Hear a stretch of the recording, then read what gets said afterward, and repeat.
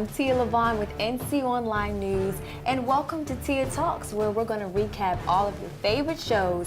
Today, we're talking about Game of Thrones, as well as Fear of the Walking Dead, which aired this past Sunday. Now, we have a lot to cover here, so forgive me if I miss a few things. And also, if you have not seen this week's episodes of both Game of Thrones and Fear of the Walking Dead, I advise you to leave the room now. There will be spoiler alerts. So where do we start? The best part to start is with Game of Thrones and with Sansa meeting Jon Snow, her brother, being reunited for the first time in I don't know how long. Yes, I'm excited. All of the fans of Game of Thrones are excited about this after Sansa has been through so much. We don't have to recap what she's been through, but it's amazing to see that touching moment between the both of them. And Sansa not only arrives, but she also shakes things up after Castle Black receives a letter from Lord Bolton now, Lord Bolton, Ramsay Bolton that is, saying that he will not only rape Sansa, but he'll murder all of Jon Snow's men. And what does Sansa do? Sansa actually goes ahead and convinces Jon Snow to gather not only the Night's Watch, but also the houses of the North, as well as the Wildlings, to all come together and fight Bruce Bolton and win back. We'll fight Ramsay Bolton and win back Winterfell. That's what we've all been waiting for, right? I know I have. The Starks are on their way back for a major, major return. And second off, Littlefinger. Yes, Littlefinger. He's always manipulating somebody, but this time it seems as if his manipulation might pay off for the Starks, as he actually manipulates the young Lord of the Vale to actually come to Sansa's rescue, since he found out that she has actually left the care of Ramsay Bolton and is now actually in the custody of Jon Snow at Castle Black. Also, there's also another interesting storyline that was brought to my attention, that of the Red Priestess, Melisandre, who is actually finding her way back to her faith after it being pretty shaken up since Stannis Baratheon took his mighty fall in battle. And now it looks like she's backing up Jon Snow. She has pledged her allegiance. And it seems Sir Devos has also did the same thing, even though they're still not on the same team. They're still leery of one another, which is understandable. But it's glad to see everybody rallying behind Jon Snow. What about the Night Chick? Do you think, what do you think is going to happen with her and Melisandre? Because she was still upset that Melisandre sent that evil shade to kill her. Absolutely, and that's a great question. Brienne of Tarth actually is the Night female who has a bit of an issue with Melisandre, since she did kind of send her ghost to kill her king and on her watch. So she's not pretty happy about that. And I believe, this is my prediction, I think that she's actually gonna have to put that aside for the betterment of Jon Snow. I think everybody is gonna end up following the Sansa Stark and Jon Snow, and they're gonna have to put this aside for the greater good. At least that's what we want to happen. That's what we want to happen. Also, on the other side of Westeros, King's Landing, there is a civil war brewing. Yeah, it's not looking good. Cersei, as well as the High Sparrow and his followers, look like they're going to go head-to-head in the upcoming previews, and everybody is getting themselves in line for this major war. And last but definitely not least, Daenerys Targaryen, a.k.a. Khaleesi, one of my favorite characters, is actually one of the highlights of this past episode. She's reached her trial date, where the cows are pretty much determining her fate for what's going to happen. Is she going to be a shut-in, a wise woman with the rest of the widows? Is she going to get married off again, or worse? Well, before the trial actually kicks off, we are able to have our favorite Khaleesi to link up with Ser Jorah, as well as Dario Naharis, and they come up with a pretty neat plan in which she burns the entire hut where the cows are, where the trial is taking place. She burns it to the ground, and for the second time, we see her rise again out of the flames. What better way to end the episode than thousands and thousands of Dothrakis kneeling to the one true Khaleesi. So I can't wait for the next episode. It looks like we'll see more of Arya Stark in the next episode to come in her journey, as well as hopefully we'll keep up with the ones from this past episode.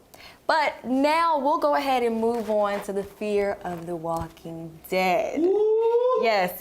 And they actually had a breakthrough episode. Tons of fans are really excited about how this story is starting to really develop. Now, our group has made it to their Mexican resort, pretty much, and the hostess, Celia, is someone that we meet at the resort, and it's revealed that Celia actually suffers from what I like to call the Herschel Lizzie syndrome, which is pretty much when you can't really get it through your head that there's zombies out here, and you're locking them in some sort of cellar. All of your loved ones, infected as they are, they're locked into a cellar or a basement, and that's exactly what's happening at the resort with Celia. And Daniel, our beloved Daniel, actually stumbles upon this, and it becomes definitely a major problem hanging over everyone's head. Also, Thomas Abigail, the love of Strand's life that we met in the last episode, he's actually dying, as we know, and we sort of get to see in the beginning of Fear of the Walking Dead a flashback sort of to kind of get us caught up with Thomas and how he's in his current predicament in which he's pretty much infected. So, in a Shakespearean type of tribute, Strand decides that he wants to die with Thomas. There's no point in living without the love of his life, right?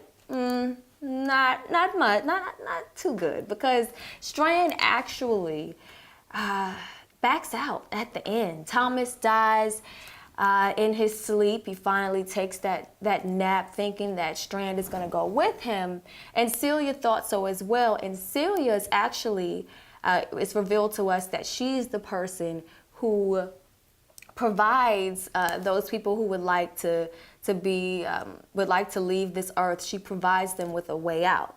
So she's excited that Strand wants to take this journey with her son in a bit of a crazy way. She's really excited about it. But Strand actually deters from the plan and ends up shooting Thomas, putting him out of his misery so that he won't come back as a walker, as we call them from The Walking Dead. But he doesn't come back, which is going to be a problem for Celia, who likes to keep her zombie friends tied up in the basement. So this is definitely going to be another problem that's brewing in the storyline. Also, another huge moment in the storyline is Chris's unhingement. Chris is Travis's son, and he's actually going through sort of a breakdown, is what I'm going to call it, because he's really losing his mind after the loss of his mom, and now he just pretty much had his first kill a few episodes ago, putting the man out of his misery, and now a few episodes he killed Reed in a very controversial way, and it was revealed to Chris that from Madison that he may have an issue, and unfortunately Travis, who's Chris's father, definitely exposes Madison for not believing that Chris actually shot Reed because he felt that he was infected, in which we all know that is not the case, unfortunately, Chris, because you did kind of shoot him in the face and he changed anyway. But after finding out that Madison doesn't in fact believe him, this led to a later conflict in which Chris actually watched Madison actually almost die. He watched zombies trying to eat her. And instead of helping, he stood by, and Alicia actually watched the whole thing unfold and was able to save her mom. And later, she got into a conflict with Chris over what she saw, in which he definitely denied all allegations. However, when you kind of see it for yourself, there's no way you can really deny it. But we find out later on that Chris is definitely battling some mental issues, a lot bigger than we thought, pretty much, because he is, after threatening Alicia, pretty much, that to not say anything about what she thinks she saw, in Chris's words, he ends up tiptoeing into the bedroom where Madison was sleeping with Alicia, and he has a knife in his hand, which he picked up from the nightstand. And it looks like he wasn't just trying to wake them up, but gratefully, they wake up and catch him with the knife standing over top of them when they hear the gunshot that Strand shot, shooting Thomas Abigail. So we have a bunch of different conflicts brewing, which is going to make, for me, I'm guessing that this is going to make the season finale for Fear the Walking Dead even greater. We are seeing a division between Travis and Chris, and Alicia, Nick, and Madison. So it's very interesting to see this dynamic, this blended family really trying to stay united and survive at the same time. So make sure you tune in for your next week's recap. We have more for you here on TS Talk.